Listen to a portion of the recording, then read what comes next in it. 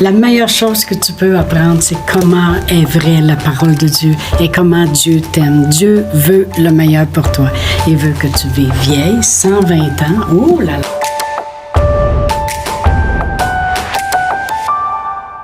Bonjour, bienvenue à Inspiration.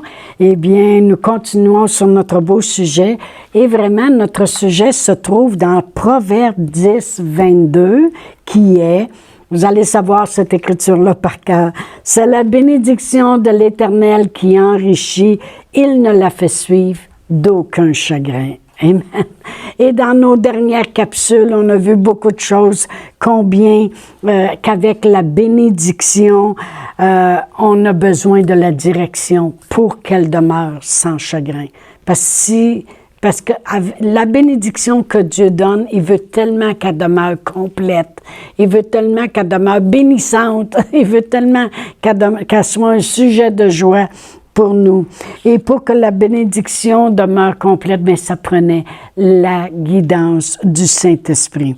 On a vu aussi que Dieu prépare d'avance pour nous des choses, des endroits, des situations, des personnes. Il prépare des moyens, il prépare des choses. Et je vais lire dans 1 Corinthiens 10, verset 13. La parole de Dieu nous dit: « Aucune tentation ne vous est survenue qui n'ait été humaine. » Et Dieu qui est fidèle. Il y a une chose qu'il faut comprendre. Dieu est fidèle. Il ne change pas. On a vu ça hier. Il n'y a aucune ombre de variation. Il ne change pas. Et Dieu qui est fidèle, bien, il ne permettra pas que vous soyez tentés au-delà de vos forces. Mais avec la tentation, il préparera aussi le moyen d'en sortir. Pourquoi? Afin qu'on puisse le supporter. Alors, quand la parole de Dieu nous dit que aucune tentation qui nous est survenue n'a été humaine, bien, elle a été humaine. Autrement dit, elle a touché l'humain. Jésus est venu en chair et en os comme un humain et il a subi la tentation pour nous. Mais il a résisté, il a gagné, il était l'agneau parfait, mais elle était humaine. Il a eu cette tentation-là. Et avec les tentations qui viennent vers nous, il a déjà gagné pour nous. Il a tout accompli à la croix. Il a déjà gagné. Alors, on n'a pas besoin de s'en faire. Et ce n'est pas au-dessus de nos forces. Dieu, la parole de Dieu dit que Dieu ne permettra pas ça.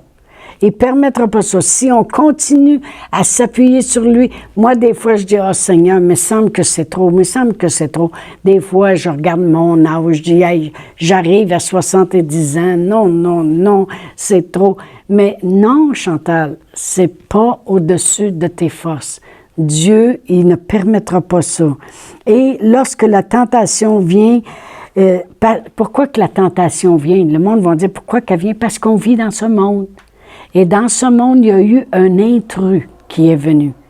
La parole de Dieu nous dit que Jésus a dit lui-même, le diable vient, il est venu pour égorger, voler, tuer. Mais il dit, moi, par exemple, je suis venu pour que les brebis aient la vie puis qu'elle l'ait en abondance. Alors, il est venu pour ça. On va être capable de le supporter. Pourquoi? Parce qu'il prépare le moyen pour qu'on s'en sorte. C'est ce que le verset dit. Avec la tentation, il préparera aussi le moyen pour qu'on s'en sorte. Amen. Puis ce moyen-là qu'il prépare, c'est la bénédiction.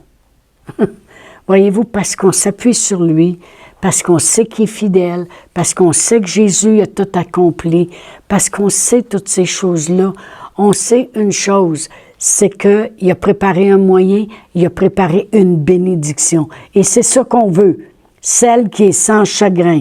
Le mot « moyen », quand je vais dans le grec, et que je cherche, il prépare le moyen. Le mot « moyen », ça veut dire, il prépare un exit, une sortie. Il prépare une fin. et dans le grec, ça dit aussi, deux autres définitions, ça dit, il prépare au-delà, puis abondamment au complet. Ça, c'est la façon qu'il prépare. Ça, c'est le moyen. Il prépare un exit, une sortie, il prépare une fin, il prépare au-delà, abondamment, puis au complet. Ça, c'est la façon que Dieu travaille. Amen. Alors, on le voit ça dans Éphésiens 3:20, lorsque l'apôtre Paul prie et il dit « Or à lui qui peut faire, par la puissance qui agit en nous, infiniment au-delà de tout ce qu'on peut demander ou espérer. À lui soit la gloire. » Amen. Alors, il le sait que c'est toujours abondamment, au-delà, au complet. Ça, c'est la bénédiction. C'est le moyen qu'il prépare. Alors, moi, si je lirais 1 Corinthiens 10, 13, avec les définitions des mots que je viens de dire, je le lirais comme ça. Aucune tentation ne nous est survenue que Jésus n'ait expérimenté. Et Dieu qui est fidèle ne permettra pas que vous ne soyez pas capable de le supporter, les tentations, lorsqu'elles viennent vers vous. Sachez qu'il prépare toujours un exit, une fin qui est au-delà, abondante et complète. Dieu, c'est ça qui est la bénédiction. C'est pour ça qu'on dit, on est béni. On est béni parce que Dieu, même j'ai fait un enseignement ici pour la fête des mères au mois de mai, et puis j'ai dit que quand ça va pas bien, ben c'est tout simplement que l'histoire n'est pas finie. Pourquoi? Parce qu'il y a un moyen que Dieu y a préparé qui est au-delà, qui est abondant, qui est complet, un exit, une fin.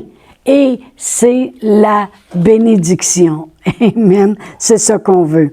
Alors, Dieu prépare des moyens, il prépare des bénédictions, il prépare des au-delà, il prépare des choses en abondance, il prépare des choses complètes.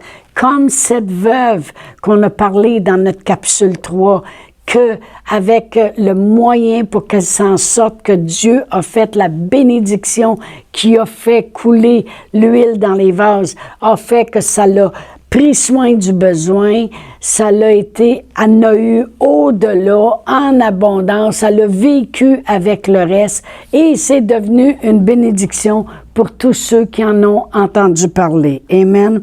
Moi, c'est le genre de bénédiction que Dieu a pour nous, c'est le genre de bénédiction au complet que je veux pour moi. Ça, c'est complet. Amen. Lorsqu'on apprend à faire confiance à Dieu, lorsqu'on vit par la foi, vivre par la foi, c'est faire confiance à Dieu et qu'on apprend après ça que, OK, la bénédiction va venir, mais le Saint-Esprit va me guider là-dedans. Il va me dire quoi faire. Il va me dire comment agir. Il va me dire quoi acheter. Il va me dire où aller. Il va me dire comment me rendre aux endroits là, à les bonnes choses là, les bonnes personnes là. Lorsque on fait ces choses-là, on a une bénédiction au-delà, en abondance, complet. On a une fin joyeuse, un exit. Amen. Dans Exode 23, 20, Dieu parle à Moïse parce que Moïse dirige le peuple vers la terre promise. Il dit, « Voici, j'envoie un ange devant toi pour te protéger en chemin et pour te faire arriver au lieu que j'ai préparé. » Voyez-vous, quand on dit que Dieu prépare les moyens, il dit, je veux te faire, j'ai envoyé mon ange devant toi pour te protéger en chemin et pour te faire arriver au lieu, à l'endroit là que j'ai préparé. C'est ça qui est la bénédiction de l'Éternel qui enrichit. Un endroit que Dieu a préparé, un lieu où est la bénédiction. Des promesses qu'il avait faites à Abraham, à Isaac, à Jacob. Dieu prépare d'avance. Amen. Et au verset 22, lorsque vous le lirez, ça dit, en l'endroit que j'ai préparé, mais Moïse se devait d'obéir à la direction. Ça dit, si tu obéis à la direction de l'Éternel. Voyez-vous, il se devait d'avoir une guidance d'obéissance. Pourquoi? Pour se rendre à l'endroit que Dieu avait préparé. Puis l'endroit que Dieu avait préparé, c'était un endroit de bénédiction.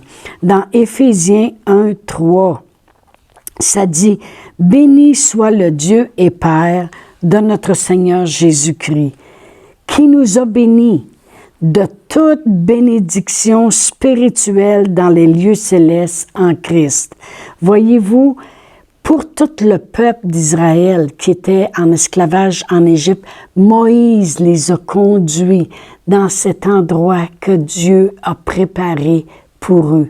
Et il dit, mon ange va vous protéger en chemin, puis va vous emmener dans l'endroit que j'ai préparé. La parole de Dieu nous dit que Jésus est venu, et lui-ci, il nous conduit dans l'endroit que Dieu a préparé d'avance. Et ça dit, béni soit le Dieu et Père de notre Seigneur Jésus-Christ, qui nous bénit de toute bénédiction spirituelle dans les lieux célestes en Jésus-Christ. Alors, tout est préparé d'avance. Jésus, quand il a dit que tout accompli, c'est qu'il a fait l'exit, la fin, l'abondance, le complet, tout est accompli. Ça, c'est l'endroit où ce qu'il nous a emmenés, de bénédictions spirituelles en lui. Puis ces bénédictions-là spirituelles, on les amène dans nos vies, dans le naturel. Amen. Il y a une autre chose que je voulais qu'on voit à propos de la bénédiction. Et je vais tourner dans 2 Rois 5. Et vraiment, je vais paraphraser aussi cette histoire-là pour le temps que nous avons.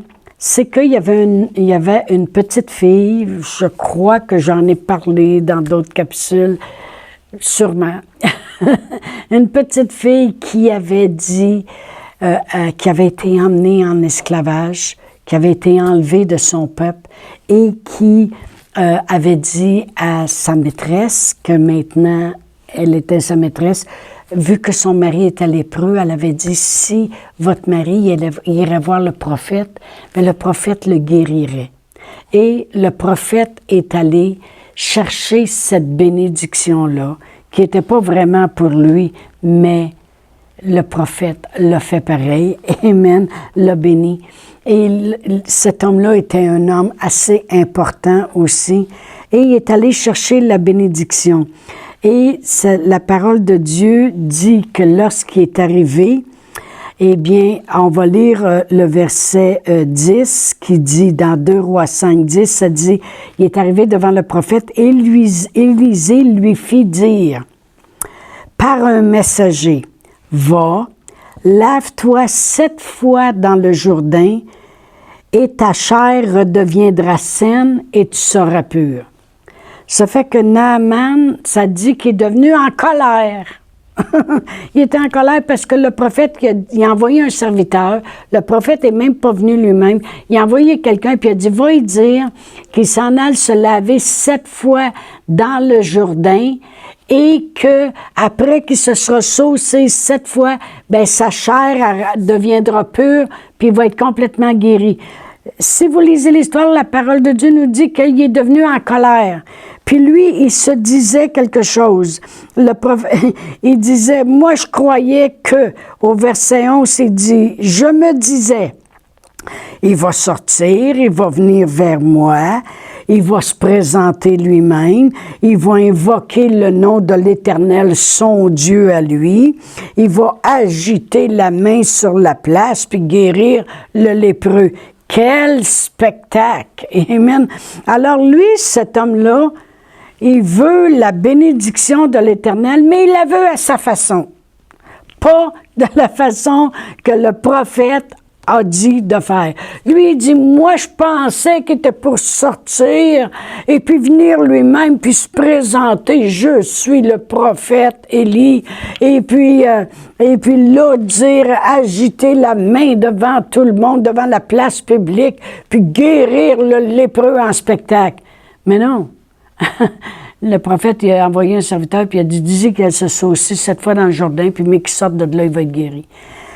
Ce que je veux arriver à dire, c'est que c'est Dieu puis le prophète ne doivent rien à cet homme-là. Dieu nous doit rien. Mettez-vous-les dans la tête. Il y a des gens qui prient des fois, là, puis ils viennent me voir, puis ils disent, en tout cas, je veux prier, puis en tout cas, Dieu, il l'a pas fait, puis c'était pas tout à fait ce que je m'attendais. Des fois, j'ai envie de dire, Dieu ne doit rien. Excusez, mais c'est ça. Dieu ne nous doit rien. C'est par son amour, il a décidé de nous sauver de notre situation, d'envoyer son Fils Jésus, de préparer pour nous des moyens pour qu'on s'en sorte. On devrait se promener à genoux, puis merci Seigneur, merci Seigneur, merci Seigneur. Il ne nous doit rien. Et Dieu n'est pas obligé de faire les choses à notre façon. Quand il nous avait montré la bâtisse, là, je ne suis pas arrivée devant Dieu, je dis, ben moi, je pensais que Dieu nous donnerait faveur à Sherbrooke, puis qu'on aurait une belle salle bien grande, et puis moi, je pensais que Dieu, il ferait un gros miracle. Le miracle était énorme, mais à sa manière à lui.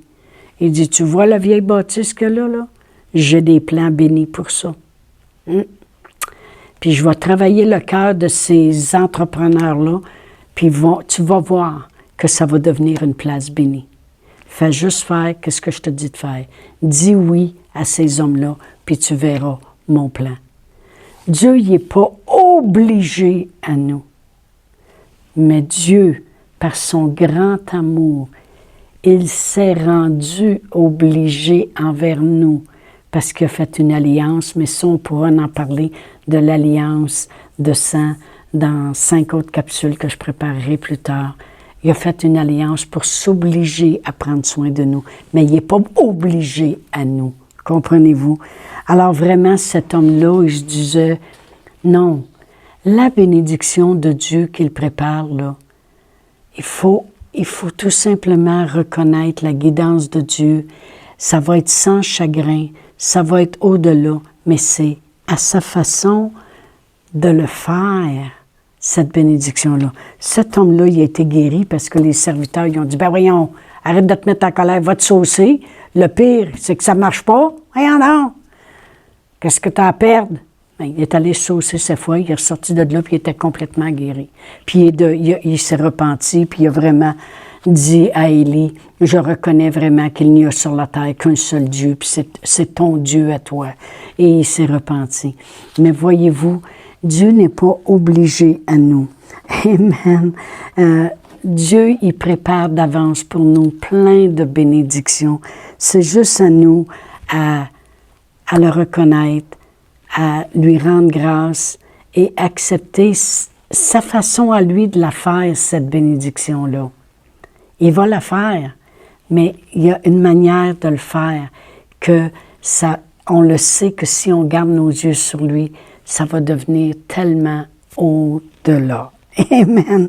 Dieu demande juste notre obéissance à être à l'endroit que lui a préparé pour nous. Alors demain, ça sera notre 5e capsule.